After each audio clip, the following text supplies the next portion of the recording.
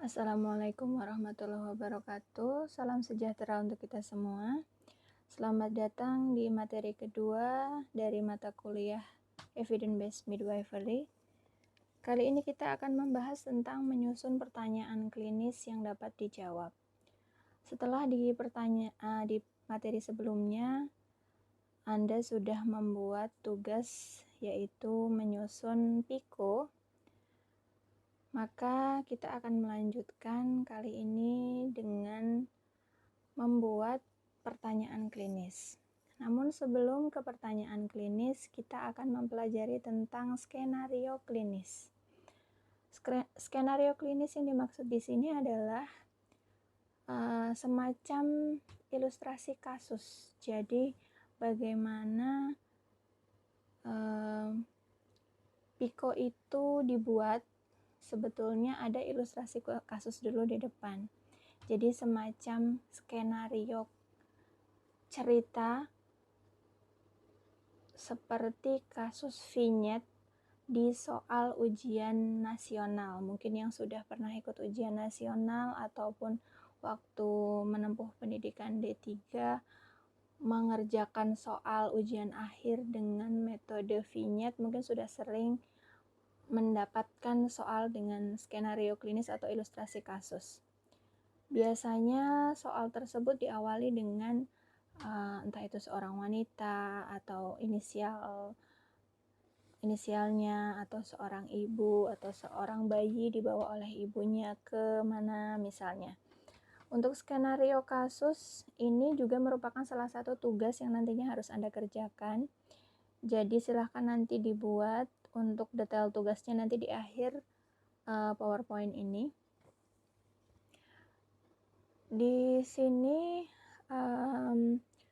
yang pertama harus disusun adalah tadi identitasnya, tapi misalnya inisial disingkat, kemudian misal tadi seorang wanita, seorang ibu, misalnya inisialnya, usia atau umurnya boleh, kalau bayi juga bisa. Datangnya kemana? Jadi ada setting tempat, misal ke rumah sakit, klinik, atau puskesmas, atau BPM. Selanjutnya yang dimasukkan adalah keluhan utama. Jadi setelah siapa, usia, kemudian datang kemana, dan kemudian keluhan utama dilanjutkan dengan keluhan pendukung atau data pendukungnya. Setelah itu silakan dibuat juga apa yang dilakukan bidan atau dilakukan Anda atau dilakukan petugas kesehatan, misalnya memeriksa apa hasilnya, tuliskan di situ. Jadi isi dari skenario klinis itu tadi, siapa, usianya berapa, datang kemana atau setting tempatnya, kemudian keluhan utamanya, data-data pendukungnya, kemudian pemeriksaannya apa saja yang sudah dilakukan, hasilnya bagaimana. Nah, setelah skenario kasus dibuat, nanti baru kita akan mengarah ke telaah kritisnya. Kemarin kita sudah mempelajari, silakan kalau yang lupa bisa dicek lagi tentang telaah kritis, ada diagnosis, terapi, prognosis, efek samping, dan harm. Kadang juga ada tentang cost benefit atau untung ruginya istilahnya, antara manfaat dengan biaya yang harus dikeluarkan. Nah, setelah Anda membuat ilustrasi kasus, di situ nantinya untuk menyusun pertanyaan klinis berdasarkan dengan ilustrasi kasus tersebut, yang penting adalah adanya pengetahuan dasar atau background knowledge. Dengan adanya background knowledge atau pengetahuan yang Anda dapatkan misalnya dari masa perkuliahan, nah di situ akan mengarah ke pertanyaan klinis nantinya. Nah, pengetahuan dasar atau background knowledge mengarahkan kita juga pada background question atau pertanyaan dasar. Misalnya kalau yang tadi kasusnya, seorang wanita multipara datang dengan amenorrhea sekunder 3 bulan, terus terasa nyeri sudah 2 hari, Pada pemeriksaan didapatkan pasien pre-shock, tes kehamilannya positif, kadar Hb-nya 7 gram per desiliter, dibuat diagnosis kehamilan ektopik terganggu di instalasi rawat darurat. Selanjutnya, tim yang menerima pasien diminta untuk mengajukan pertanyaan yang mereka punyai mengenai pasien tersebut. Nah, dari ilustrasi kasus tersebut dibutuhkan background knowledge dan foreground knowledge. Di situ untuk yang background knowledge atau pengetahuan dasar yang bisa didapatkan dari membaca buku, dari perkuliahan, dari membaca jurnal misalnya.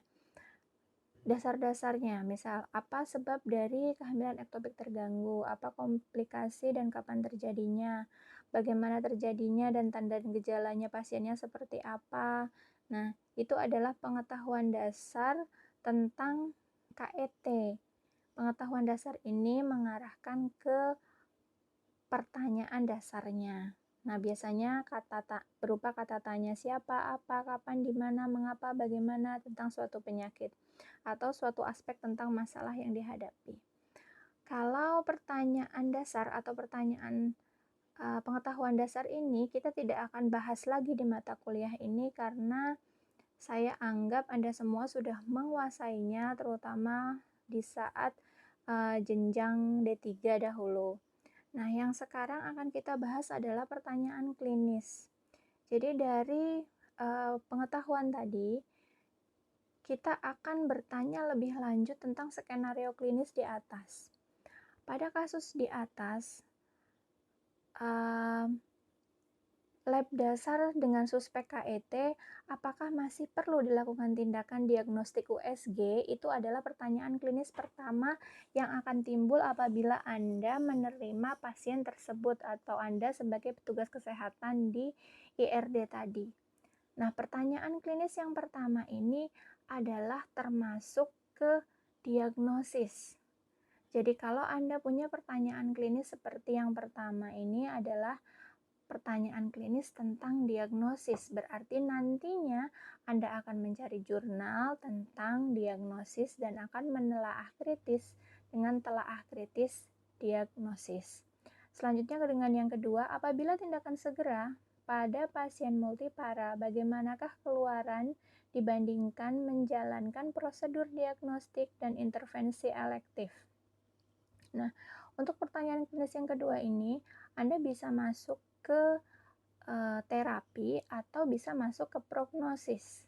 Jadi kalau misalnya penekanan Anda lebih ke mana yang lebih efektif, berarti masuk ke terapi. Tapi apabila pertanyaan Anda melihat keluaran berapa persen yang selamat, berapa persen yang bisa dipertahankan, berapa persen yang mengurangi kesakitan dan sebagainya, itu berarti masuknya ke prognosis. Kemudian kalau pertanyaan klinisnya yang ketiga, pendekatan operatif manakah yang lebih menguntungkan pasien tersebut?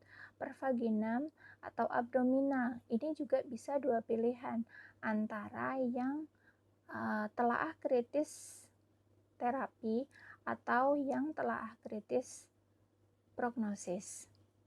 Nah, intinya pertanyaan klinis ini muncul dari pengalaman-pengalaman klinis Anda sebagai tenaga kesehatan di rumah sakit atau di tempat kerja. Jadi kalau mendapatkan skenario klinis seperti tadi di atas, kira-kira pertanyaan klinisnya yang timbul apa saja ya?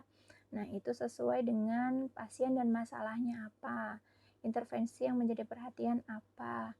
Jika relevan, intervensi dibandingkan dengan diagnosanya, terapinya, dan kesudahan klinis yang menjadi perhatian. Sumber perbedaannya atau apa yang dilihat di situ? Yang pertama adalah pola sakit pasien. Kemudian yang kedua adalah peran dan tugas dalam perawatan pasien. Mana yang lebih penting, mana yang harus dikerjakan terlebih dahulu, mana yang paling mendesak. Kemudian pemahaman dan kebutuhan belajar atas gap. Jadi di situ mana yang paling mungkin ditemui lagi, mana yang mungkin kasusnya lebih banyak, mana yang justru kasusnya jarang ditemui.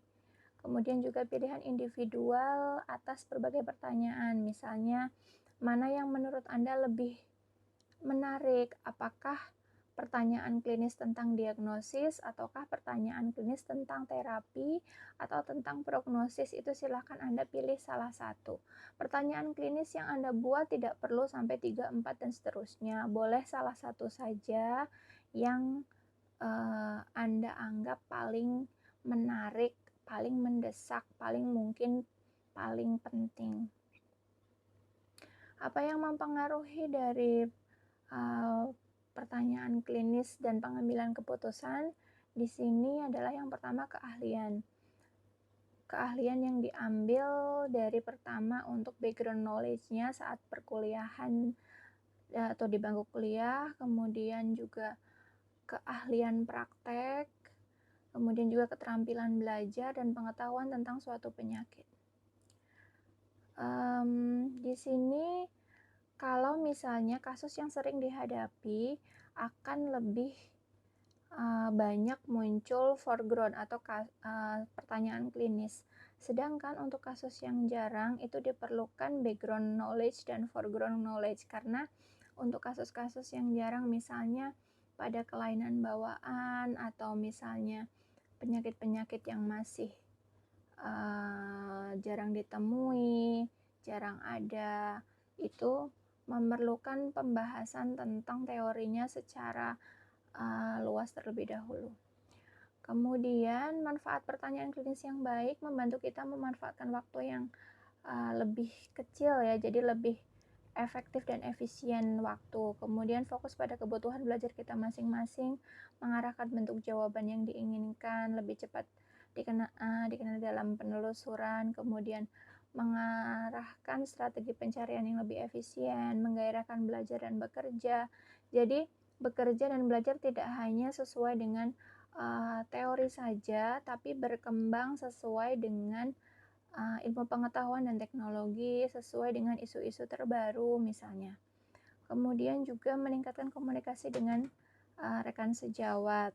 Jadi kita bisa lebih banyak sharing tentang perkembangan atau teori terbaru atau praktik terbaru, tidak hanya berhenti di ilmu yang kita dapatkan sewaktu perkuliahan dahulu, pada saat dahulu kuliah, tapi justru kita selalu update dengan hal-hal baru atau mungkin perubahan-perubahan. Misalnya dahulu untuk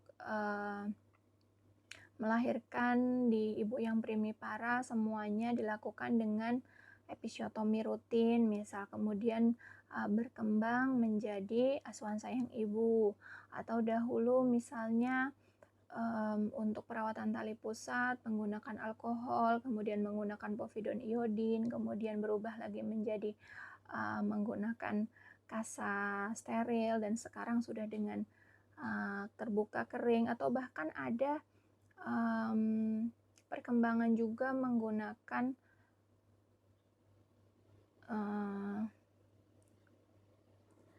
lotus bird. Jadi dengan lotus bird ada yang seperti itu, misalnya timbul pertanyaan, nah, kemudian ada diskusi, ada komunikasi. Jadi pertanyaan klinis ini membuat kita mengalami sebuah proses belajar seumur hidup. Jadi kalau ada pasien datang, kasusnya seperti ini, lebih baik yang mana ya, lebih efektif yang mana ya, atau pemeriksaan atau metode diagnosis yang paling tepat apa ya, atau misalnya tempatnya di puskesmas mau menegakkan diagnosa COVID-19 misalnya, mana ya yang lebih efektif, apakah langsung swab atau pakai RDT dulu, misalnya seperti itu. Atau misalnya yang ibu hamil dengan anemia, misalnya setting tempatnya di BPM, ini mau cek aneminya pakai apa, apakah langsung dengan ferritin serum, ataukah cukup dengan HB Sahli, atau bisa dengan stick misalnya. Yang dibutuhkan dari penyusunannya ini adalah keingintahuan, kerendahan hati, praktek, dan latihan. Jadi tidak ada lagi yang mengatakan bahwa saya lebih berpengalaman daripada kamu, jadi kamu gak usah banyak tanya lah misalnya. Jadi dengan adanya perkembangan pengetahuan dan sebagainya, antara yang lebih berpengalaman dengan yang baru misalnya, atau yang pengalamannya masih sedikit, diskusinya akan lebih berjalan dengan baik misalnya. Jadi perlu kerendahan hati, perlu praktek dan latihan. Sehingga nantinya dengan adanya pertanyaan klinis ini akan membuat suatu efisiensi pekerjaan dan efisiensi belajar mengajar atau efisiensi pembelajaran. Jadi tidak lagi terpaku dengan textbook, tidak lagi terpaku dengan kata dosennya misalnya, sampai seumur hidup lebih percaya ke kata dosennya misalnya, tapi lebih kritis. Jadi Anda bisa mencari sendiri informasi dari artikel-artikel jurnal dan bisa berdiskusi dengan lebih sehat bersama dengan teman-teman atau bersama dengan dosen Anda. Harapannya dengan mata kuliah Evidence Based Midwifery ini Anda lebih kritis seperti itu. Nah, maka dari itu untuk pertemuan atau di pertemuan kedua ini ada tugas yang kedua, yaitu tugasnya adalah menyusun skenario klinis sesuai PIKO yang telah Anda susun di tugas 1 dan menyusun pertanyaan klinis sesuai skenario yang telah Anda susun. Kemarin kan di tugas 1 Anda sudah membuat PIKO ya. Jadi tugasnya saya ulangi lagi ya. Jadi yang kemarin kan hanya PICO, cuma itu saja. Nah, jadi di tugas yang kedua ini dilanjutkan, Anda buat skenario klinis dulu yang pertama. Jadi skenario klinis seperti yang sudah saya jelaskan di atas, silakan dibuat seperti soal vignette. Jadi ada siapa, umur berapa, datang kemana, keluhan utamanya apa, keluhan tambahan atau penyertanya apa, pemeriksaan yang dilakukan apa, hasilnya bagaimana. Silahkan dibuat. Kemudian pertanyaan klinis. Setelah skenario klinis, bawahnya adalah pertanyaan klinis. Pertanyaan klinis silahkan dibuat satu saja. Atau kalau misalnya memang C-nya lebih dari satu, C1, C2, C3, itu silahkan kalau mau pertanyaan klinisnya di breakdown menjadi 2, 3, dan seterusnya boleh. Tapi nantinya akan lebih mengerucut untuk tugas yang selanjutnya. Nah, jadi di tugas 2 ini dibuat atau diketik dalam Microsoft Word hanya 2 halaman. Saya ulangi ya, hanya 2 halaman. Jadi yang pertama cover. Cover ini berisi nama, NPM, dan kelas seperti yang kemarin bisa dipakai, tinggal di copy paste saja. Pikonya juga silakan di copy paste ke halaman 2. Baru di bawah pikonya tambahkan skenario klinis dan pertanyaan klinis yang Anda susun. Jadi ingat, tugasnya hanya 2 halaman saja. Kalau lebih itu berarti belum tepat, karena lebih baik dibuat sesingkat dan sejelas mungkin, tidak usah terlalu bertele-tele. Jadi di halaman pertama cover, di halaman kedua paling atas silahkan PICO-nya copy paste, di baris ke bawahnya skenario klinis, baris bawahnya lagi pertanyaan klinis. Seperti biasa tugasnya silahkan dikumpulkan ke Google Form yang telah disediakan dan dikumpulkan paling lambat hari Senin tanggal 4 Mei 2020 pukul 22. Terima kasih atas perhatiannya. Saya tutup pertemuan kita yang kedua ini. Wassalamualaikum warahmatullahi wabarakatuh.